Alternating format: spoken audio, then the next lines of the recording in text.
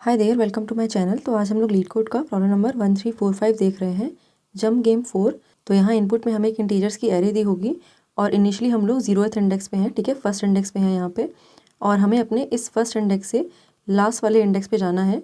तो हमारी कंडीशन क्या क्या है, हम किसी भी इंडेक्स से i+1 पे जा सकते हैं, i-1 पे जा सकते हैं, या फिर किसी ऐसे इंडेक्स पे जा सकते हैं जो कि हमारा करंट इंडेक्स के बराबर ना हो और उसकी वैल्यू हमारी करंट इंडेक्स की वैल्यू के बराबर हो, ठीक है। तो जैसे अगर हम लोग यहाँ पे इस वाले किसी इंडेक्स पे हैं, आई इंडेक्स पे, और यहाँ पे कोई जे इंडेक्स है, तो आई पे अगर वैल्यू 100 है और जे पे वैल्यू अगर हमारी 100 है, तो हम आई से जे पे जंप कर सकते होंगे, ठीक है। तो हमारे पास यहाँ पे 3 कंडीशन है। तो हमें ये बताना है कि हम कितने मिनिमम नंबर ऑफ स्टेप्स में अपने लास्ट वाले इंडेक्स पे पहुँच सकते हैं, ठीक है। तो यहाँ पे अगर हम ये वाला एग्जाम्पल देखें तो यहाँ पे हमारे पास इनिशियली हम लोग इस वाले इंडेक्स पे हैं और इस वाले इंडेक्स से हम कहाँ कहाँ पे जा सकते हैं, या तो हम इस वाले इंडेक्स पे जा सकते हैं, पीछे नहीं जा सकते क्योंकि यहाँ पे हमारी कोई एलिमेंट नहीं है, और 100 से हम इसकी वैल्यू वाले इंडेक्स पे भी जा सकते होंगे, ठीक है। तो हम यहाँ पे भी आ सकते हैं। और इस फोर्थ इंडेक्स से हम कहाँ कहाँ पे जा सकते हैं, या तो हम लोग इस 3 वाले इंडेक्स पे जा सकते हैं, -1 हमने कर दिया, या फिर हम 5 वाले इंडेक्स पे जा सकते हैं, 23 कर दिया, या फिर हम यहाँ से इस वाले इंडेक्स पे जा सकते होंगे, लेकिन ये हम ऑलरेडी विजिट कर चुके हैं तो हमें इससे मतलब नहीं है।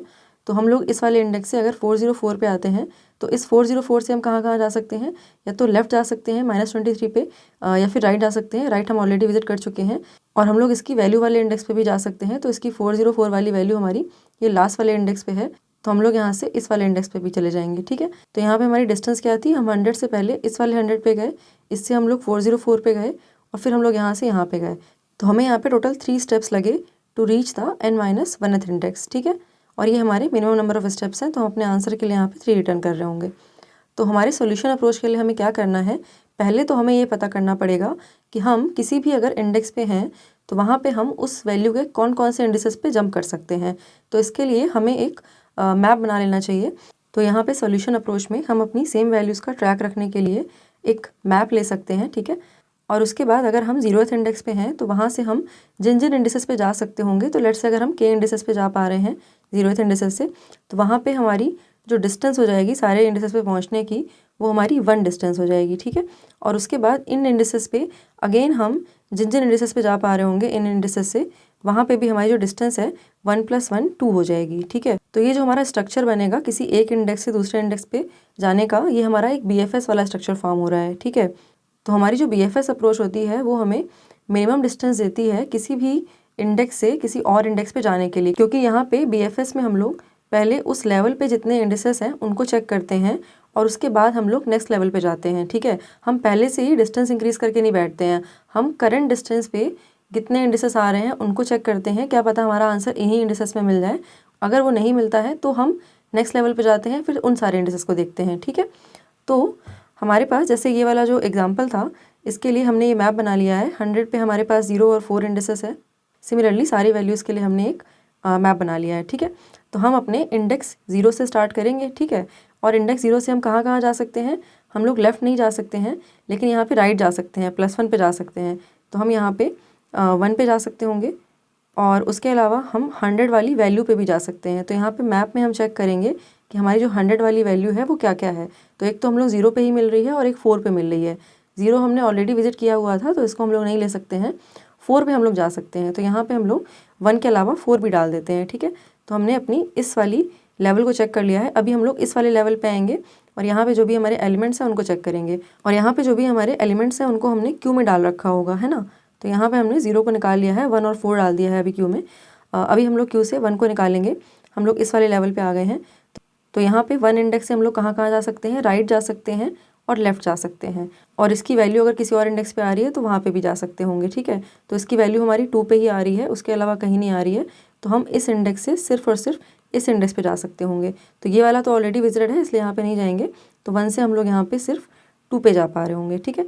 और उसके बाद हम लोग 4 वाले इंडेक्स पे आएंगे। तो 4 से हम कहाँ कहाँ पे जा पा रहे हैं, तो हमारे 4th इंडेक्स पे हमारी वैल्यू जो है वो 100 है। तो हम लोग इस वाले इंडेक्स पे जा सकते होंगे, लेकिन हम ऑलरेडी विजिट कर चुके हैं।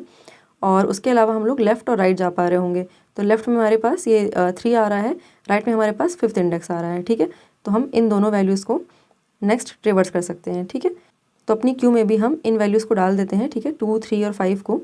और उसके बाद 2 पे आएंगे हम लोग। 2 से अभी हम कहाँ पे जा पा रहे होंगे, हम 1 पे जा पा रहे होंगे और 3 पे जा पा रहे होंगे, ठीक है। तो 1 को हम लोग ऑलरेडी विजिट कर चुके हैं और यहाँ पे 3 को भी हम ऑलरेडी विजिट कर चुके हैं। तो यहाँ पे इंडेक्स 2 से हम लोग आगे कहीं नहीं जाएंगे। फिर हम यहाँ पे इस वाले इंडेक्स पे आते हैं, 3 पे आते हैं। तो इस 3 से हम लोग कहाँ कहाँ जा सकते हैं, या तो लेफ़्ट जा सकते हैं जो कि हम ऑलरेडी विजिट कर चुके हैं, या फिर हम लोग राइट जा सकते हैं, अगेन हम लोग ये ऑलरेडी विजिट कर चुके हैं, या फिर हम इसकी वैल्यू पे भी जा सकते हैं। ठीक है, मतलब कि हम इस वाले एलिमेंट पे जा सकते हैं। तो ये वाला एलिमेंट हमारा लास्ट वाला इंडेक्स है, मतलब कि ये हमारा 8th इंडेक्स है। तो यहाँ पे हमें ना आंसर भी मिल जाएगा, क्योंकि हम लोग ये जो डिस्टेंस है ये अपनी अपडेट करते चल रहे होंगे। तो इस डिस्टेंस को अपडेट करने के लिए हम लोग एक डिस्टेंस एरे ही ले सकते हैं। तो या तो एक विजिटेड वाली एरे ले लो या फिर एक डिस्टेंस वाली एरे ले लो। तो डिस्टेंस वाली एरे ज़्यादा ईजी है, क्योंकि वहाँ पे हम लोग ये भी ट्रैक रख सकते हैं कि हमारे कौन कौन से एलिमेंट्स हमने विजिट किए हुए हैं, और उसके साथ साथ जो भी हमारी डिस्टेंस है वो भी हमारी अपडेट होती चलेगी। ठीक है, विजिटेड सेट भी ले सकते हैं। उसके इसमें हमें जो ये जो स्टेप्स हैं हर एक लेवल के बाद इंक्रीज़ करने पड़ेंगे। तो जैसे अगर हमने एक लेवल ट्रेवर्स कर लिया तो हम अपने स्टेप्स की वैल्यू को प्लस प्लस कर सकते हैं। ठीक है, तो इस तरीके से हम ये जो BFS सोल्यूशन है उसको यूज़ करके अपना जो सॉल्यूशन अप्रोच है वो बना सकते हैं। यहाँ पे हम ना DFS नहीं यूज़ कर सकते हैं, क्योंकि जो DFS है ना वो हमें ज़्यादा टाइम कॉम्प्लेक्सिटी देगा। तो जो BFS होता है ये हम लोग लेवल वाइज ट्रेवर्स कर रहे होते हैं। इसकी वजह से हम किसी और लेवल में जाने से पहले अपने उस लेवल के सारे एलिमेंट्स को ट्रेवर्स कर रहे होते हैं। तो अगर हमारा जो n-1th इंडेक्स है वो हमें पहले ही मिल गया तो उसकी जो डिस्टेंस है वो हमारी मिनिमम डिस्टेंस होगी। ठीक है, लेकिन DFS के केस में हम रिकर्सिवली नेक्स्ट वाले एलिमेंट को बार बार ट्रेवर्स करते रहेंगे जब तक हमें अपना n-1th एलिमेंट नहीं मिल जाता। तो ऐसा करने से हमारी जो मिनिमम डिस्टेंस है वो हमें नहीं मिलेगी। तो DFS के केस में हमें अपने जितने भी पाथ पॉसिबल है ना सबको ट्रेवर्स करना पड़ेगा, और उसके बाद उन सारे पाथ्स में जो भी हमारा मिनिमम आएगा ना उसको हम लोगों को अपडेट करके चलना पड़ेगा।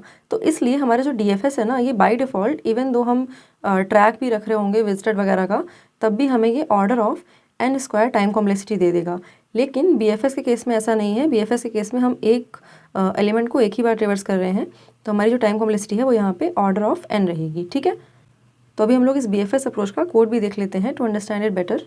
तो यहाँ कोड में अगर हमारे पास n की वैल्यू 1 है, इसका मतलब कि हमारे पास एक ही एलिमेंट है, तो हमें यहाँ पहुँचने के लिए कुछ भी स्टेप्स नहीं लग रहे होंगे। और अगर हमारे पास n की वैल्यू 2 है, इसका मतलब कि हमें लास्ट वाले इंडेक्स से पहुँचने के लिए एक स्टेप लग रहा होगा। अभी हम अपनी जो भी डुप्लीकेट वैल्यूज़ हैं उनको हैश मैप में डाल देते हैं। ठीक है,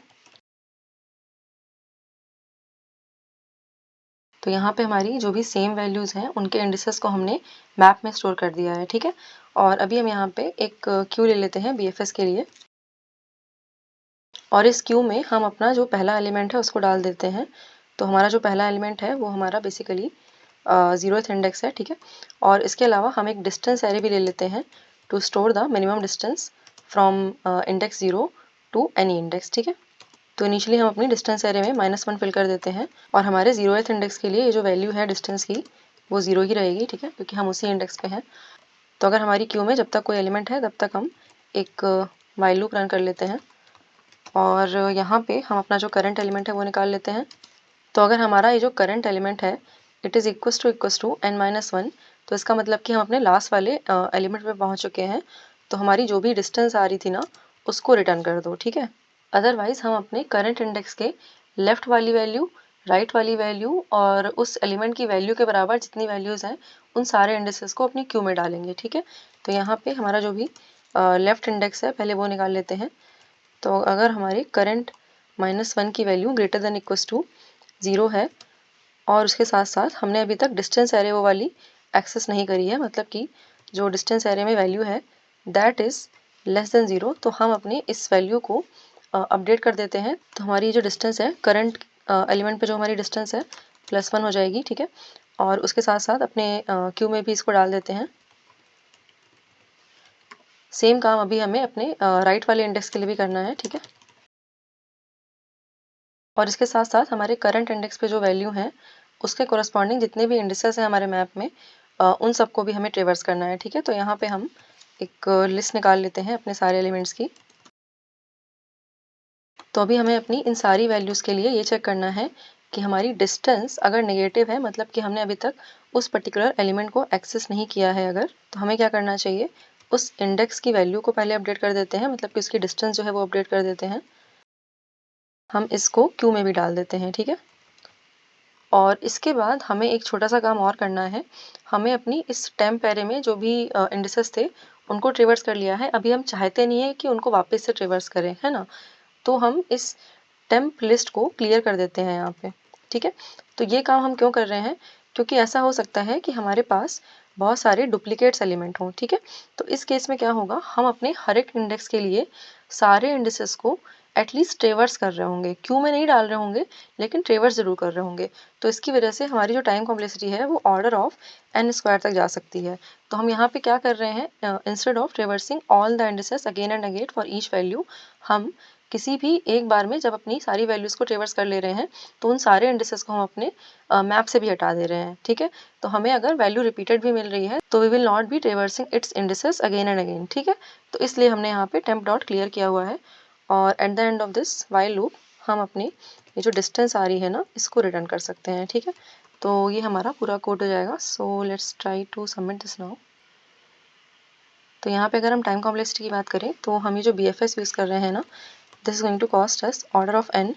और अगर हम स्पेस कॉम्प्लेक्सिटी की बात करें तो ये हैश मैप और क्यू की वजह से हमारी जो स्पेस कॉम्प्लेक्सिटी है वो भी हमारी ऑर्डर ऑफ n लगेगी। So yeah I think that was all for this video. Thank you for watching. I will see you next one. Bye bye.